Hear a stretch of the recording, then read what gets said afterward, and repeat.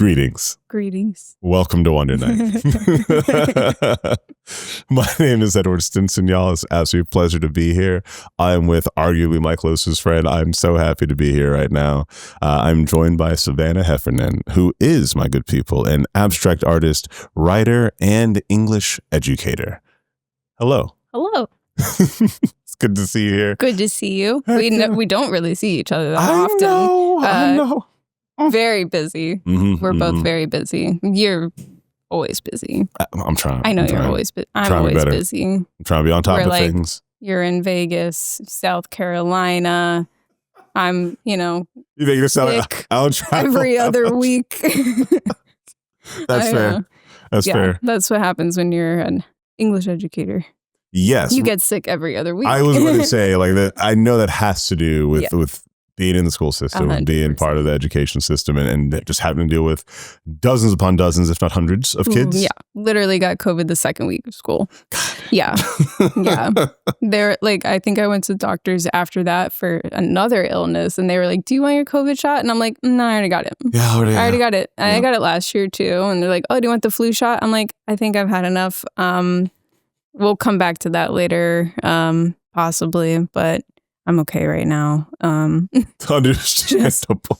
I get it before it even, happens, basically. Well, I am beyond the difficulties of health in the education field. I am very happy to have you here and to just get you on the show and be able to dive a little bit into who you are, what you do, and what inspires you to do what you do. So as I start all the episodes, I always ask first, what is your current muse? What is inspiring you? I would say that being an educator, like I am inspired by my students. I don't think I've done a lot of visual art, but I've definitely focused on writing recently within the past couple of years. Poetry, tried writing a novel. I think it's done. It just needs to be edited a little bit. That's been a couple of years. Listen, we'll talk to Cress about that. Yeah, that's true. That's true. We do. I have talked to another friend of ours, Anthony, who is also an English educator, who really wanted to get a writing group together. And I was like, oh, me, you, and Cress would honestly benefit very much from that. And it's been difficult, but he also is an English educator, and we're all extremely busy. And so maybe one day we can all read each other's stuff and have a good time. But anyway, writing pretty much has been a pretty good one for me recently. And a screenplay, just for kicks, Okay. Yeah. So definitely a lot of artistic endeavors. But are there some certain themes that you've been really wanting to cover or go through in your writings? Not all poetry has to be in the same theme. You can make a book of 40 poems and none of them has to do with the same theme. That's true. Are there certain themes that might be kind of, I don't want to say influencing, but yes, inspiring what you are doing in the mediums you're trying to do them in? So the novel that I tried to do or tried to finish, might be finished. I don't know. And the screenplay definitely have something to do with like my past, and just the screenplay is really fun to me. It's kind of like if Dazed and Confused had two female leads, but also kind of like Harold and Kumar's White Castle journey. I forget what the title is. Plus a little bit of like, Dude, Where's My Car with Keanu Reeves. Like, it's got a little bit of elements, but of course it follows two 16, possibly 17-year-old girls that are modeled after me and my friend Jess. But shout out Jess. Taking a lot of like stories that we heard of or from other girls around this age, like just really crazy stuff. Of course there's, substance use and alcohol use and things that classic high school shenanigans. Stupid teenagers do and bored teenagers do. And I really wanted it to be something that encompassed like the 2010s as well, and like growing up in an environment of like South Florida and having like all these like really colorful characters, like physically and mentally colorful characters. And because like I feel like a lot of like movies, I guess I was mostly inspired when I went to the Sundance Film Festival with my sister and my mom last January 2025. So that was last January. So basically, like seeing all of these movies, it really was a lot of upper class and white environments and stuff like that. And I was just kind of like, this is what is at the Sundance Film Festival in 2025. Like, okay. I mean, of course, there were artists from other countries, so therefore you have the people of color when they're filming in Africa or Vietnam or something like that. But from the films that I saw and even the shorts that I saw, it was really not the most creative things, honestly. I don't think that there was one movie that I enjoyed in particular other than the couple shorts that I saw from people of color. Or from other countries, technically. But yeah, so I think I was inspired by that, and I just wanted to, and I think it's kind of crazy that we don't have more movies that take place in environments where there just naturally are more people or people that are very different from each other, just physically, like, and then exposed to so many different mentalities when you're in South Florida. Yes. On various levels of mentality. But like, so I just wanted to write something that also had female leads. That's, something, and, that's where I was trying to go for. And hopefully I'll finish it one of these days. Okay. I'm looking forward to it. I'm definitely here to see anyone who definitely tries to tell the story of Florida a little bit and tell what it was like living here. Yes, like definitely as someone who likes history, loves history, South Florida is very different from North and Central Florida, very different from the entirety of the Deep South.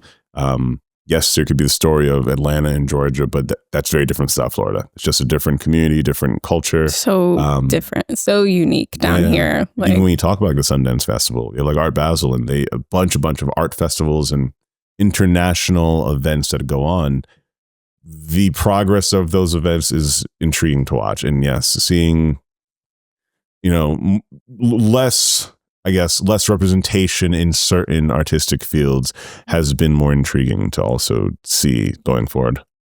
Yeah, exactly. Yes, that has to do with education, but now getting into education, getting into kind of like what drives a lot of that, how did you go about building your desire to get into education? Because I'll talk about art eventually. I love your abstract work. I love the geometric designs of it.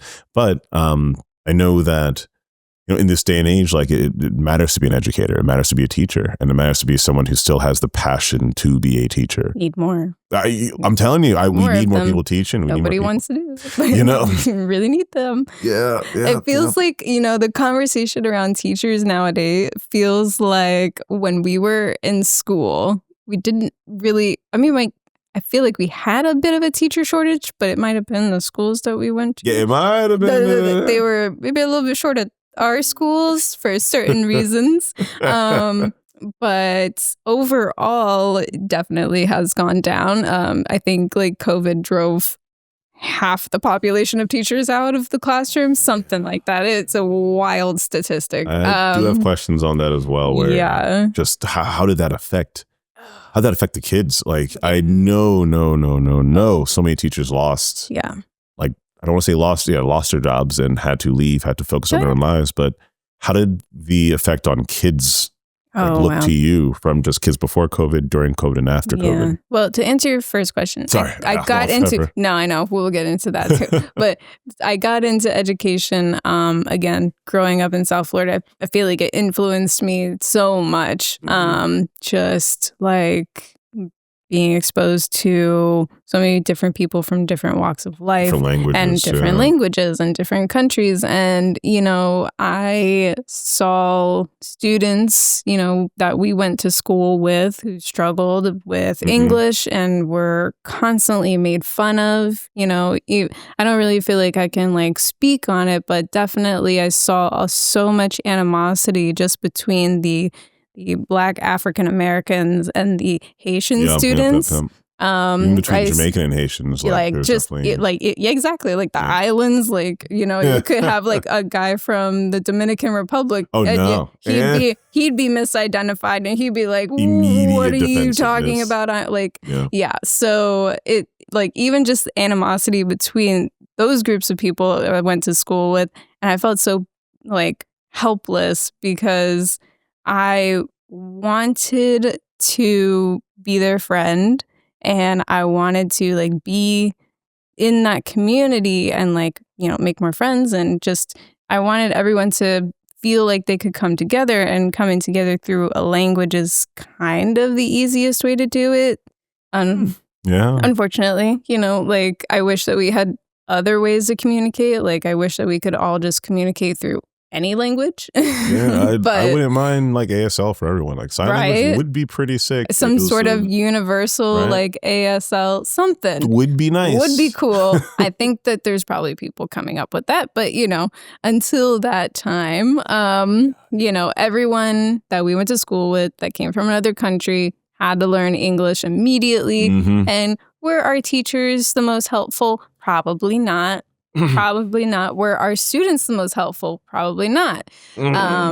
So, coming from those things and seeing all of these things all at the same time, or happening at the same time, I was kind of influenced to go to school to be an educator. I think I picked English initially because I'm like, well, that's my best subject, so I should go to school for my best subject. I had a one-track mind, kind of.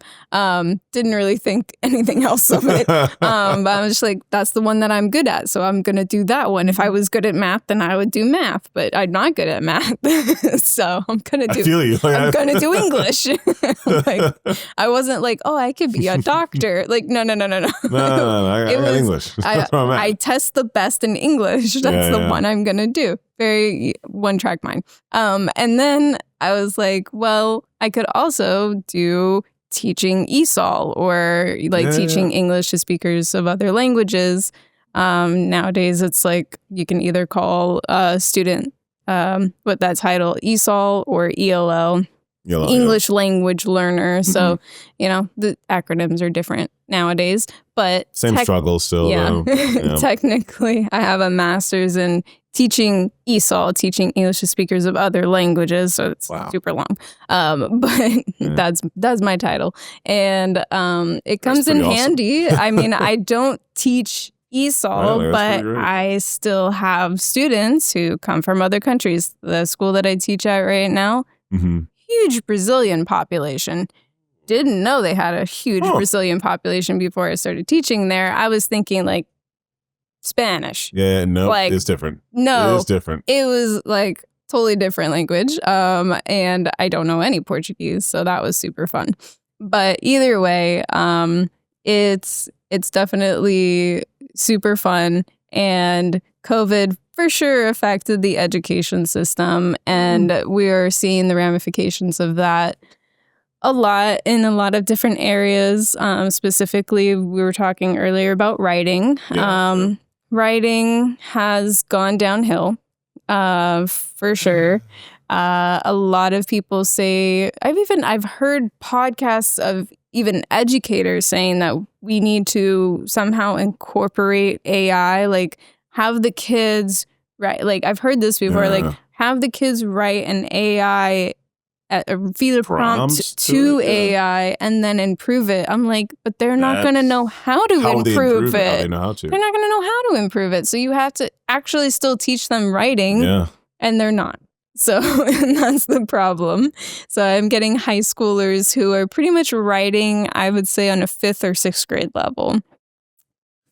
5th or 6th grade is being generous for most of the students. I really do feel like we lost an entire generation of kids through the cracks of COVID and full on just have what was like 4, 5, 6 year period of just kids who they teleported from elementary school to the end of high school and are now expected to just be adults.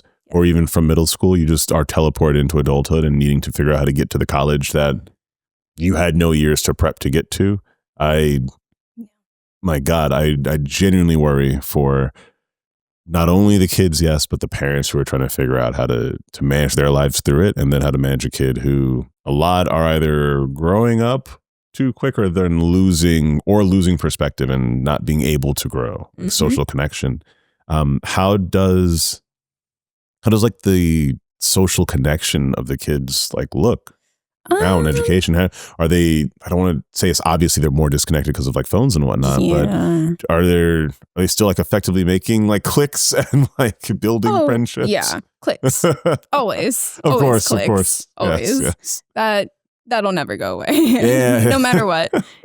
Because you've got your Snapchat group. Holy crap. I don't know. The cliques know. are based around the apps. Oh my God. Oh yeah, no, they're based around apps. You know, they have their group chats in all these different apps, right? Oh my God. Yeah. So it still goes wild, and I don't even know all the social medias that they're probably using nowadays. I have no idea. I know what Snapchat looks like. However, I mean, I haven't used it since I was in high school. Yeah. You know, which was over 10 years ago now. But yeah, they still use that.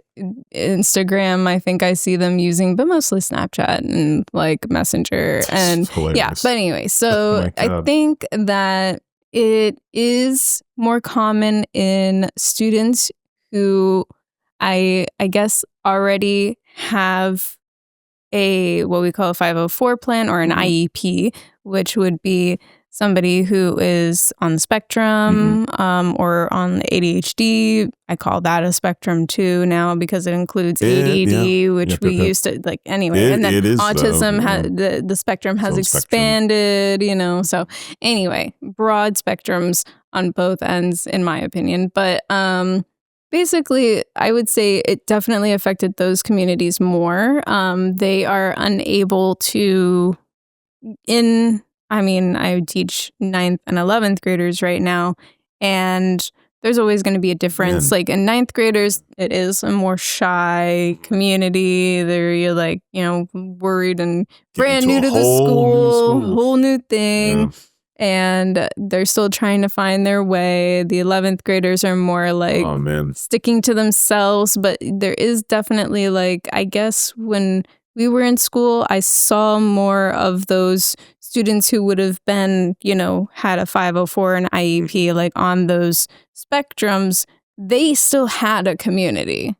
They were still able to walk up to somebody and say, "Hi, do you want to be my friend?" Because that's what we taught them to do. Yeah. I feel like that's what they were, or no, that's not what we taught them to do. Skill that's use, what the teachers were like, go on, baby, go talk to somebody, go make friends, like, go on. Go do that. Exactly go say, do you want to be my friend? And that's what they learned how to do. And so somebody on the spectrum is going to continue to do that skill and do that one thing because they are like, well, it worked when I was in elementary school, so it's going to work in middle school and high school too. It makes sense. So we were exposed to those kinds of students as well. Okay. When we were in school, I don't feel like it's that common anymore. I definitely have students who are called selective mutes. They just selectively speak when they want to speak. I did not know that was a thing before entering the education system. I'm sure that it existed probably when we were in school and before as well. But I'm trying to think back right now if you knew any I don't know. during high school. I can't think of somebody who just didn't talk, but I'm sure that they existed and we didn't have a word for it, or it wasn't a part of the IEPs or something like that. But yeah, we definitely have students like that. And I think that group is probably on the rise. So they lack friends and they lack connections. And I definitely have to watch out for those students who seem to be friendless, at least, because obviously we're worried about mental health. The statistics are insane when it comes to the Gen Z, well, the generation of Z, whatever it is, Gen Z kids. They are like more anxious, depressed. The statistics are that they have become more anxious and depressed. And I think I saw, obviously it was a video, so I don't know if it's real, but it's like 150% rise in female Gen Z people being hospitalized for anxiety and depression. So it's definitely something that is happening and affecting that community. So they are unfortunately not using social media as it was intended, which is to be more social, and they are more isolated, for sure. I worry that seeing more and more of the world now, especially just because they have more access to social media, it's like the weight of knowing what is happening in 100 different countries was not something that children ever dealt with for most of history. Right. And now today they're like, oh, this horrific thing that is obviously probably the most evil thing I've ever heard of ever is happening here, and over the world. Yeah. Do we stop that? How do we stop? What are we supposed to do? How are we supposed to? I don't think they have I don't think they are. I'm going to be completely honest. Maybe there are some students who are like, wow, this is a really horrific thing, and I am being affected by this horrific thing that's happening. I think they're desensitized, especially by the time they're in high school. I think that you and I are desensitized to a degree. When we were in high school or middle school, it was just happening with phones and the technology. We were in the wild west of the internet.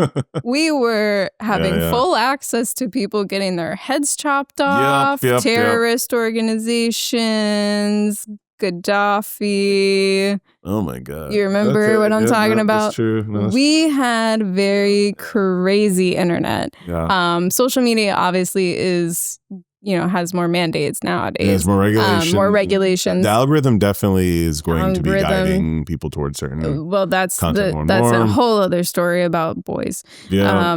Oh my God. Young boys. Yeah, that's a whole other thing. But anyway, basically, I think that they're desensitized because we are too. You have to remember that we have the internet as well, and what do we do when we see something like that on our phones as we go, dang, that's horrible. Damn.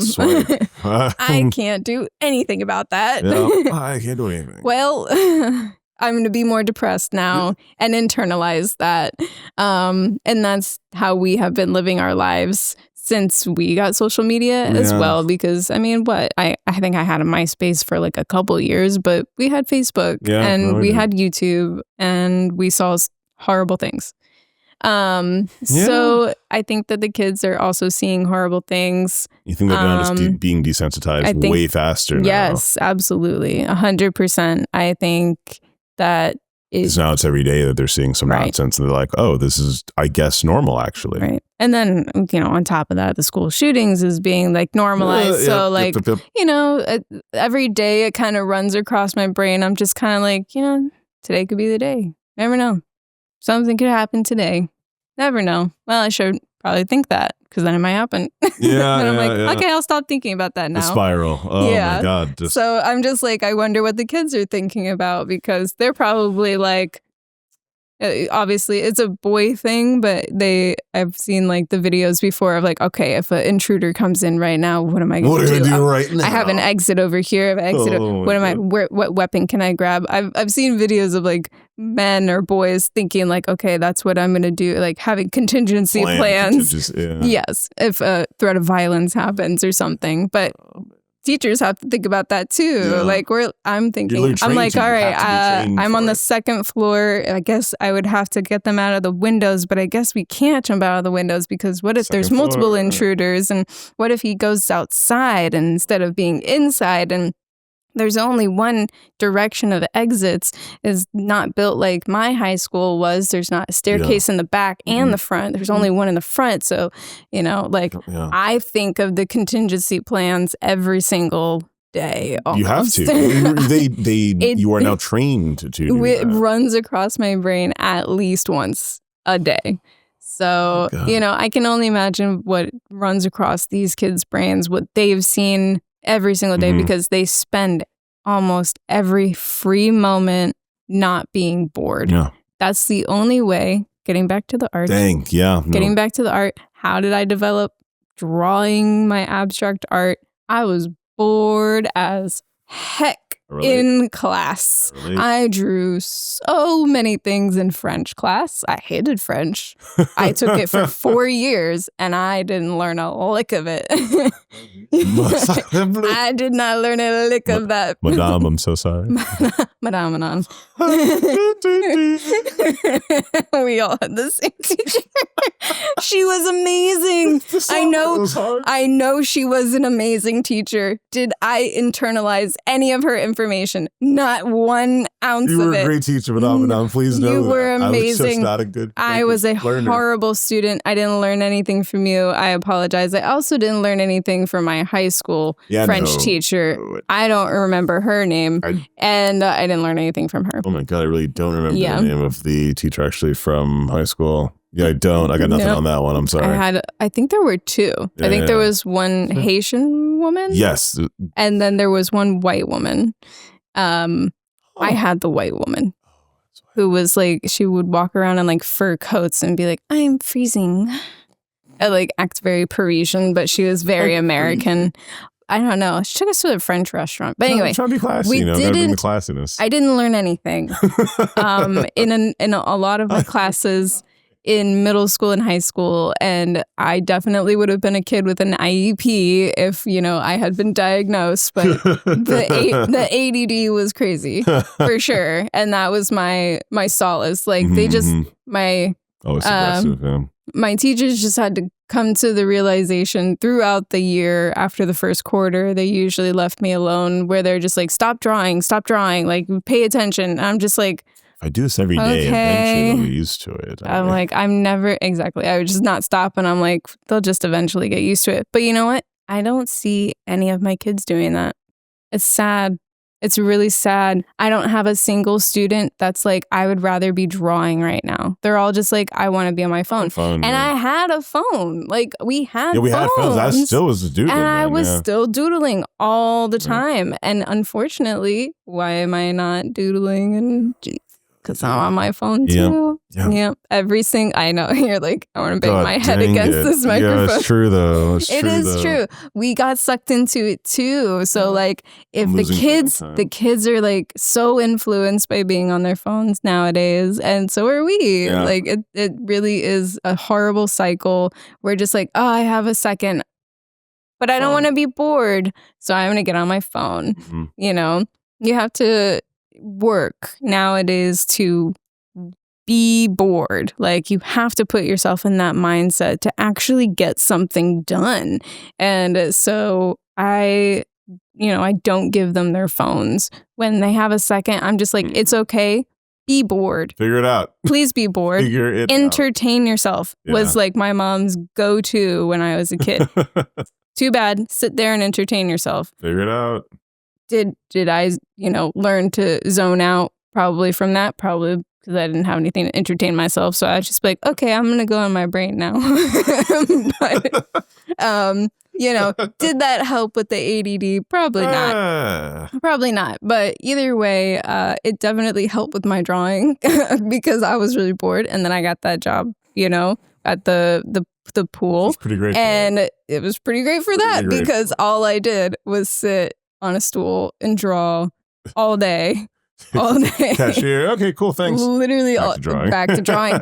And then but it was cool too because when I was in school, I would have my friends, they'd be like, oh, that's so cool. You can draw me something. I would even have teachers. Like by the time I was a senior, they were like, oh, that's so cool. You could design something for me. I think it was like the drafting teacher, he was like, oh, maybe I'll get a tattoo if you draw me something. I don't think he ever did, but it's encouraging. So whenever I see any of my kids writing something or drawing something, unfortunately I have due to the type of students that I have support teachers or a second teacher in the classroom, and they tend to be a little stricter than I am. Sometimes we have a little different teaching styles. So they're they have to be on top of those kids that have ADHD, and they're like, no, pay attention. I'm just like, let them draw, man. But is it teaching them multitasking? Because I learned multitasking because my teachers would be like, but are you listening though? And I'm like, I am.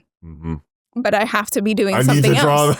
But even still to this day, I still have that where I'm sitting in front of the TV and I'm like, oh my God, I don't want to be sitting in front of this TV right now. I'm so bored. I'm going to start doing I have to do something with my hands. I just have to. And I wish that the kids were more like that. I wish that we millennials were more like that as well. We're getting into that time where we're watching 2 different screens or 3 different screens at the exact same time on my phone.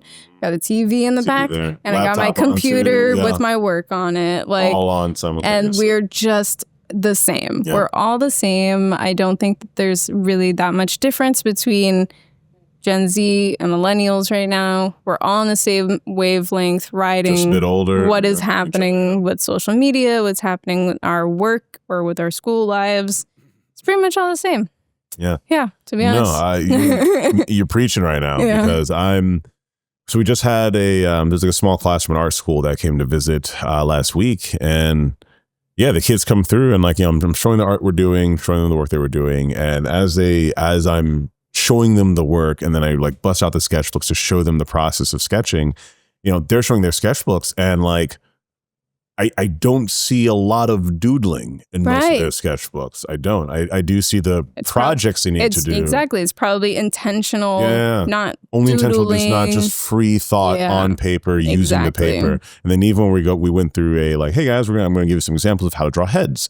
And by the end of it, I had drawn, I think 6 or 8 heads myself to show them the design. Mm-hmm. Most of them only had 1 or 2. Mm-hmm. And it's not, that's not a skill issue. I draw it in a simple way that anyone could draw it. I teach elementary to high school kids the exact same thing. Mm-hmm. And it's interesting because a lot of the elementary kids will have the whole page filled out. They'll have actually 6 to 10, 12 heads drawn. They don't give a crap. Because they're more inept to trying new things, but once you get to the middle school or high school kids, they're like, I have to do this perfect. It needs to be done right. I have to make, and I tell them repeatedly, I'm like, guys, I don't really care about being perfect. I just want you to try. I just want to see what you can tell them. I'm not even going to look at your paper. I'm not even going to look at your paper. Don't even care about the first 2. I do that all the time. I'm like, I'm not looking at your paper until it's done. Yeah, do whatever you got to do. Whatever you need to do. Whatever notes you need, whatever notes on the side. If you're sketching something specifically, you're practicing just eyes. Yeah. Do whatever you need to do. But focus on just trying to get the idea out of your head, guys. Just get it out of your head, get it onto paper. Just look at what you've created so you can then move past it. Yeah. So you can be happy with what you've created. Get on to the next chapter of it. Get on to the next iteration of it. Right. I definitely worry about a lot of the outside societal influences on them and their ability to kind of find themselves in society. If you don't try things and failure, part of life, right? Yeah. I mean, my kids tend to not be, kids that I teach tend to not be very good at school. And I'm like, that's fine. If you fail this one assignment, guess what? You can try again tomorrow. Gotta try it again. That's it. They're just like, And then, of course, it's, well, can you just give me the grade? No, I can't just give you the grade because failure is a part of life. And you'd have to fail to try harder next time. Yes. You have to fail. You're not going to do better. You're not going to do, if you make the same mistake over and over, then you're insane. You don't do that. Don't make the same mistake over and over. Don't, oh, I didn't do the assignment today. I didn't do the assignment tomorrow. I didn't do the assignment the next day. Well, now you're insane. It's you, man. That's you. That's point. What do you want? Now you're insane. Now you actually think that the world revolves around you. No, that's not how it works. But I think encouraging young people to continue to try new things, try failure is probably the best thing that you can teach them nowadays, because they're seeing perfection online through influencers and AI models. That freaks me out about AI models. Well. It just shows these perfect examples. I think that modeling is like a dying industry for sure, because they're all just going to use AI model, especially photography. Actively see a bit of that. But yes. So anyway, besides the point, they are seeing so much perfection that they are so scared of failure when it comes to what other people can see. And I'm like, it's not that big of a deal. Like, it's just not that big of a deal. There's not a camera on you at all times, which I kind of feel like some of them live their life that way, that a camera's on them all the time. And it's like, we're not in an episode of Friends. You can't just look in the corner. I'm telling you. Break the fourth wall every now and then. I do want them to, just again, going back and everything else, I want them to find their influence, like their own influence in life. I want them to see, like, yes, the world's happening around you, but like, what do you want out of life? What are you trying to create, build, or have out of life? Right. And man, that is really difficult for a lot of kids to actually now say or answer. Yeah, this is what I want to do, or this is what I'm trying to do, or I was trying this out and I didn't work that way. I want to try it this way though. Right. And that that critical thinking aspect of it is really difficult for a bunch of kids of all different ages, elementary, middle, and high school. I'm seeing that problem in it. I guess in the field that you're doing, in the art that you're trying to do, what are some of the next goals that you kind of have that not only continue that influence you're trying to have in education, but continue to then showcase how your drawing and abstract nature of art is also evolving? Okay, that's a lot. Welcome. Okay, so I guess I have a nature of wanting to be helpful.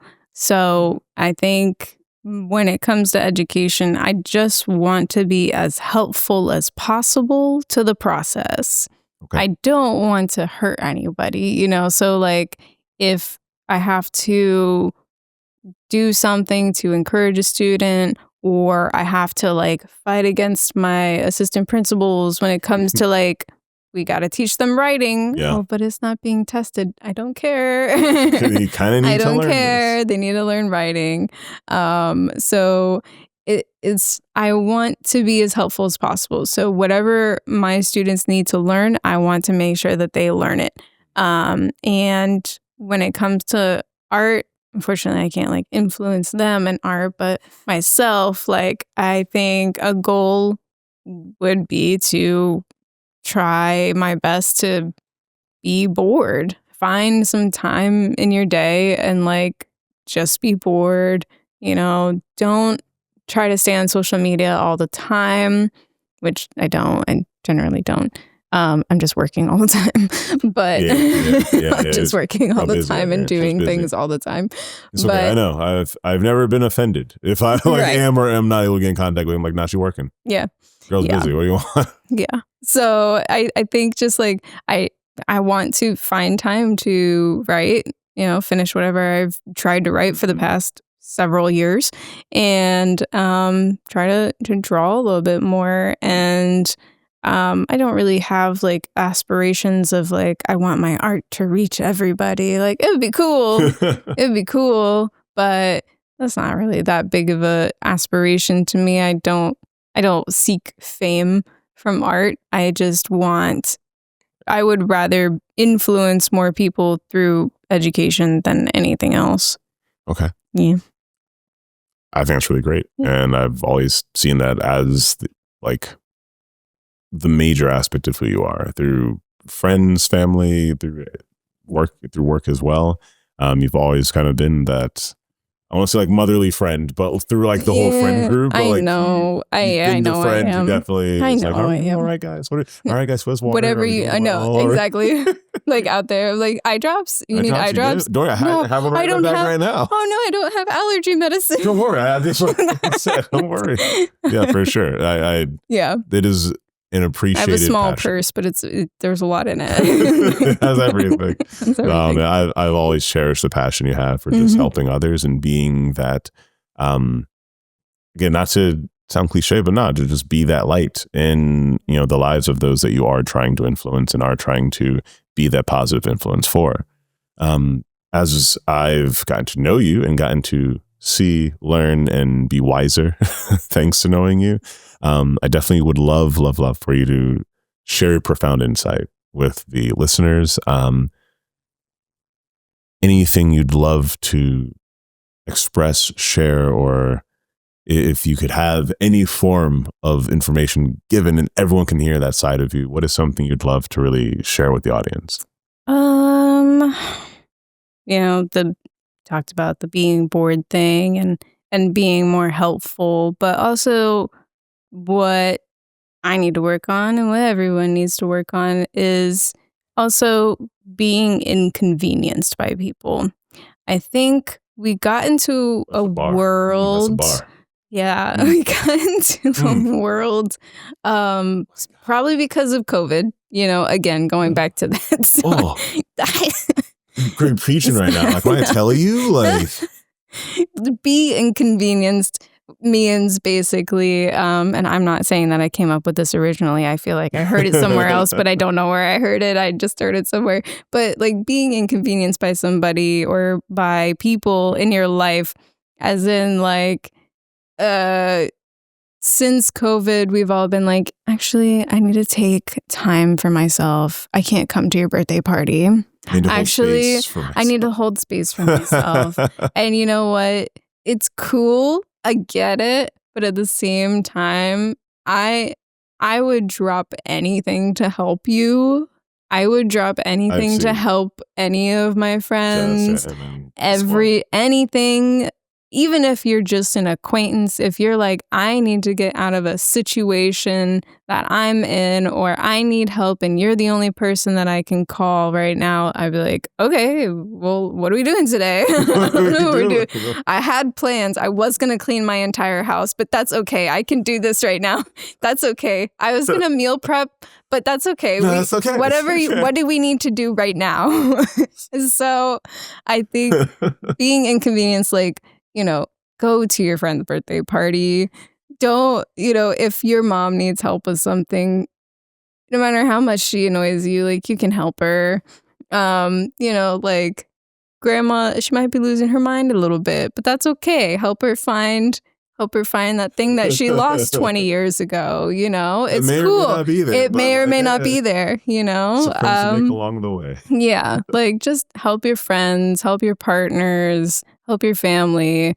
And yeah, if we were just like a more helpful society, we might live in a world where it's a little bit more hurtful right now. But if we were just in a place with, more helpful people, the world would be a better place. Obviously, that's what we were promised when we were in elementary school. And the biggest issue I remember prior to 9/11 was the ozone layer.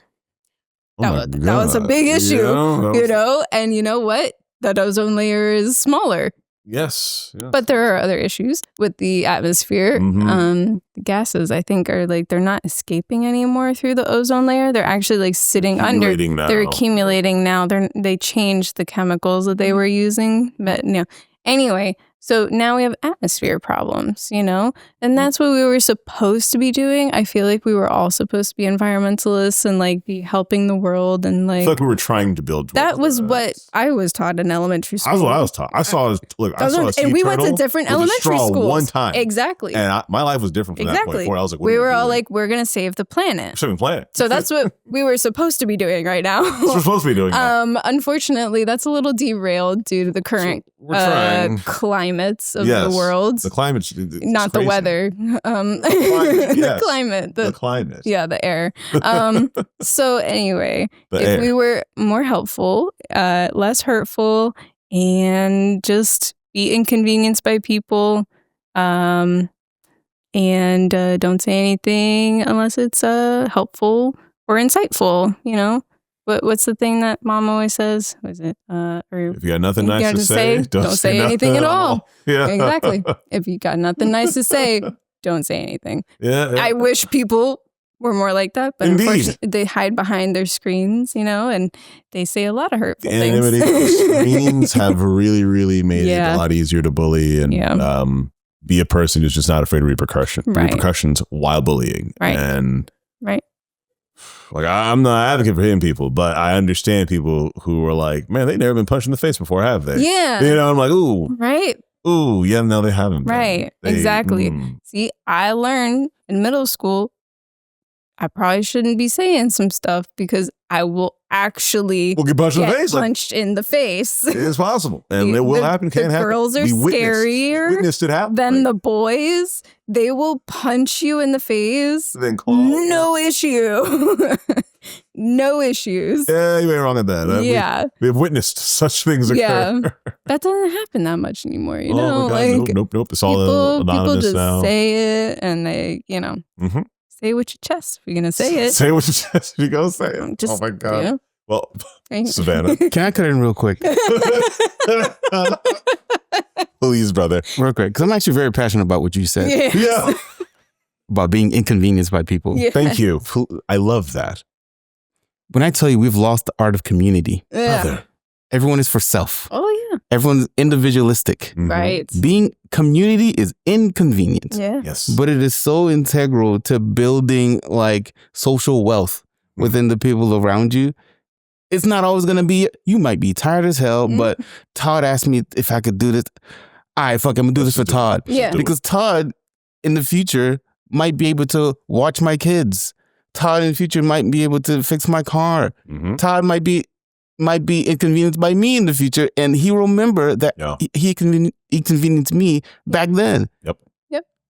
So we need to be inconvenienced by people. Yes. Yeah. It's village building, man. Village building, community building. We have lost that art. Right. Move away from the monetary things, right? It used to be favor for favor or item for item. Or if I'm a farmer, you're a carpenter. Right. I can't build a house. Right. You might not be farming. Mm-hmm. Let's trade those We were skills. just talking about, like, if we bought a piece of land, you're going to do this because you have this skill, and you're going to do this because you have that skill, and we're going to be a perfect community. Like, that's what how it happened. That's how it worked. How we have large communities now, and unfortunately, these large communities, like Chris said, has become individualistic, and can't live in a world like that. But so you just sparked it in me, my bad. Yep. No, you're good, man. Yeah, no, I feel you.